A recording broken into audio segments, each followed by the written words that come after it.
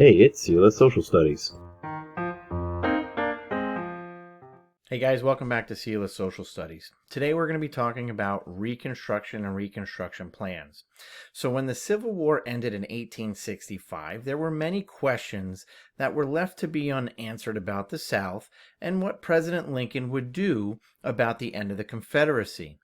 With all of the pain that was felt across the country, the nation now had to face the uncertainty of the terms that the rebellious states needed to follow in order to re-enter the Union, and who would establish those terms. Would it be the president, President Lincoln, or would it be Congress? What would happen to Confederate leaders? Also, now that the war was over and slaves had been emancipated, what would happen to them? Who would protect them? Would they be considered equal to whites and receive the same benefits of being a U.S. citizen? This time period is referred to as Reconstruction. Reconstruction refers to the period following the Civil War that included the rebuilding of the United States by allowing the rebellious Confederate states back into the Union. The war on the battlefield had ended, but the war raged on in the government. Citizens of the North wanted to severely punish the South, while Southerners were just trying to preserve what little life they had left. This was the period of presidential reconstruction that lasted between 1865 and 1877.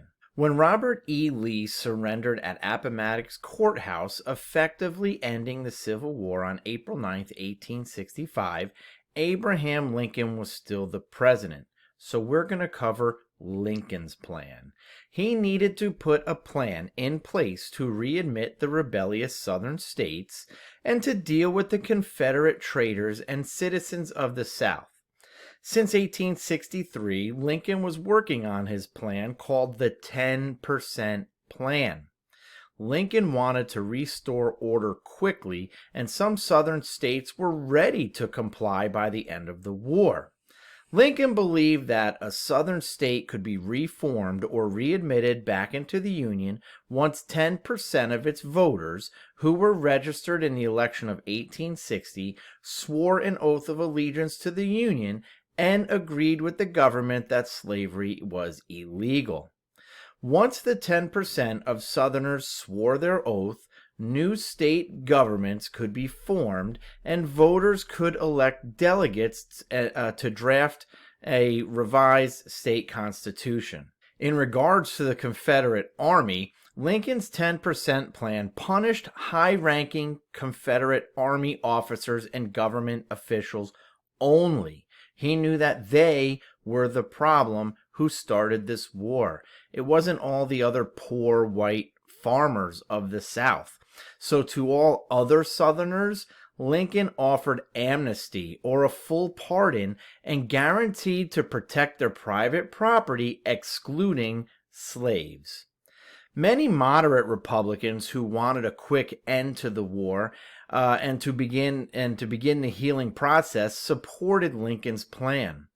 Unfortunately for Lincoln, he could never see his plan put in place to see its potential when on April 15, 1865, 6 days after Lee surrendered, Lincoln was assassinated by John Wilkes Booth at Ford's Theater while watching a play. After Lincoln was assassinated, his vice president would be his successor.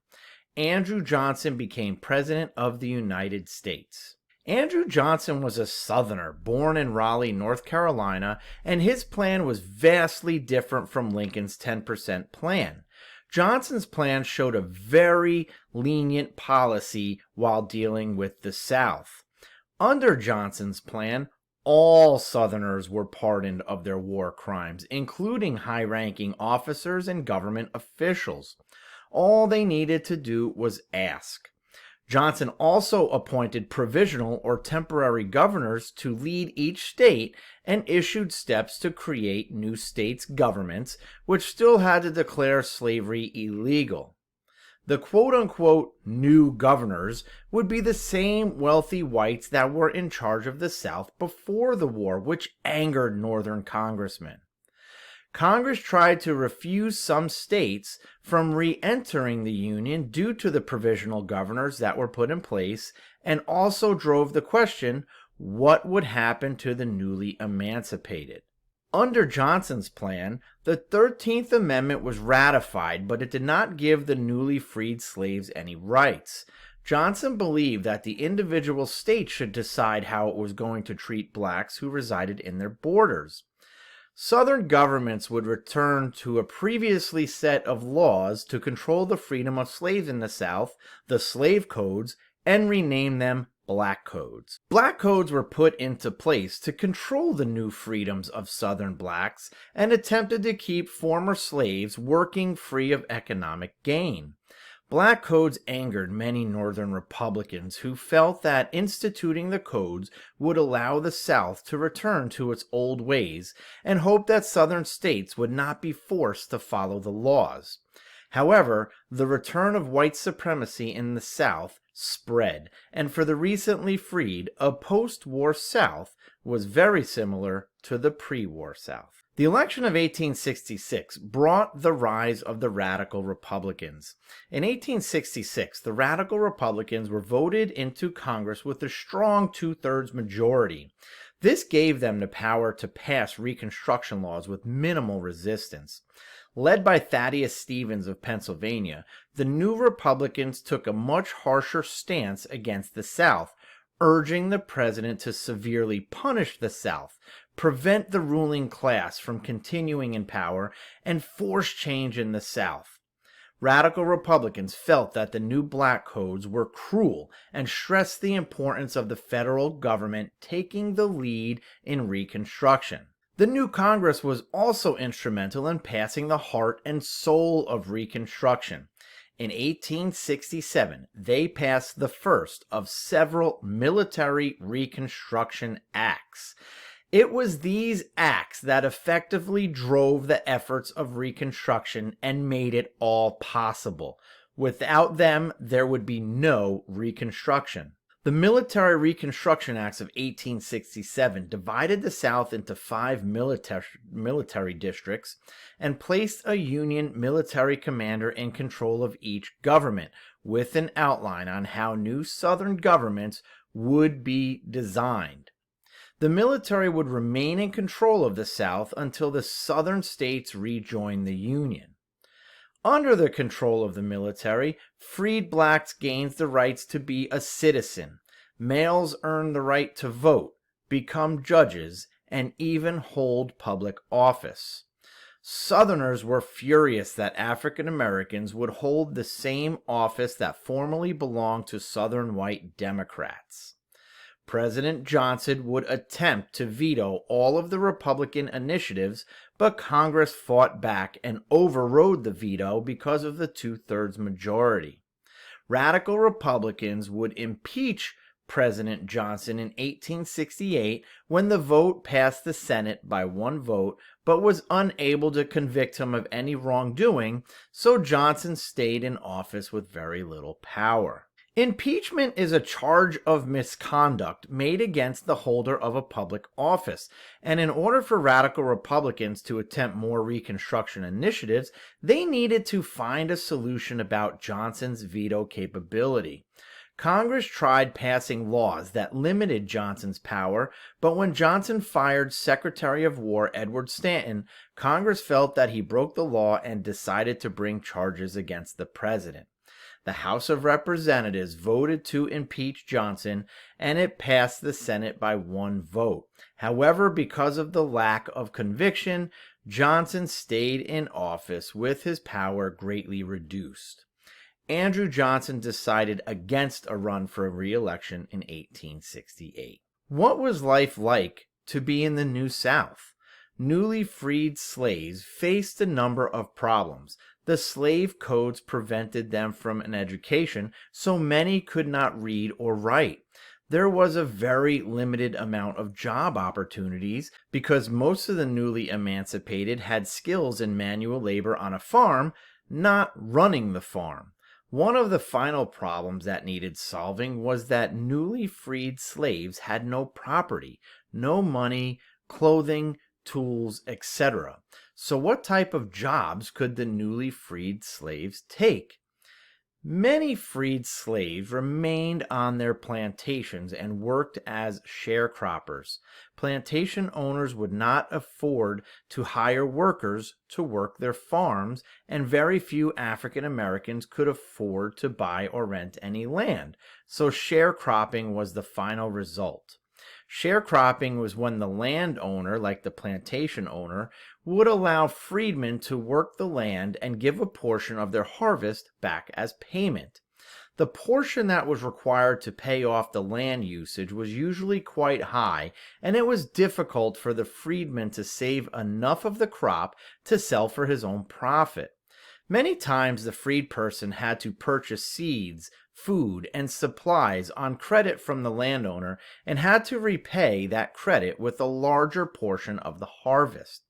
Sharecroppers would rarely get out of debt in this vicious cycle, as they would constantly owe the plantation owner money. Some sharecroppers were able to work and save enough money to purchase a mule and either lease or buy land from the plantation owner to farm for themselves. These were called tenant farmers. Tenant farming was one step above a sharecropper. However, if the land that the tenant farmer was leased and not purchased, they were usually in a continuous debt of cycle to the plantation owner, just like the sharecropper. Some Methodist and Baptist churches in the South helped with social and emotional relief. Many sharecroppers and tenant farmers would attend masses where song and gospel provided relief on the daily struggle of life for the newly freed. Church memberships flourished to almost 500,000 members during Reconstruction. The demographic of Southern politics changed during Reconstruction as well. The new radical Republicans controlled most Southern governments and were very unpopular with Democratic white Southerners. Scalawags and carpetbaggers would infiltrate Southern governments, evicting the old Southern leaders. A scalawag, or scoundrel, was a Southern-born white person who belonged to the Republican Party who gained public office. There were mixed motivations for these scalawags. Some wanted the South to industrialize quickly. Most opposed slavery and secession, while others were selfish office seekers who used blacks to gain elective office by stuffing ballot boxes. Northern-born Republicans who moved south after the war were called carpetbaggers, named from pictures of all belongings rolled in a carpet carried on their shoulders. They went to work in the new governments of the South. There were also mixed motivations for carpetbaggers. Some were teachers and clergy members who wanted to go help the former slaves, and others were former Union soldiers who wanted to return to the warm climate they experienced during the war. Some were entrepreneurs, and some were just dishonest profit seekers. Scalawags and carpetbaggers had a similar effect on Southern governments. They took away political power from people like Hiram Revels, who was the first African American in the U.S. Senate, representing Mississippi. The intention was to create a Southern government with many African American representatives, but scalawags and carpetbaggers denied all of this. This was a brief introduction to Reconstruction after the Civil War. We're going to get into Reconstruction a little bit deeper in the next couple of sections. I'll see you next time.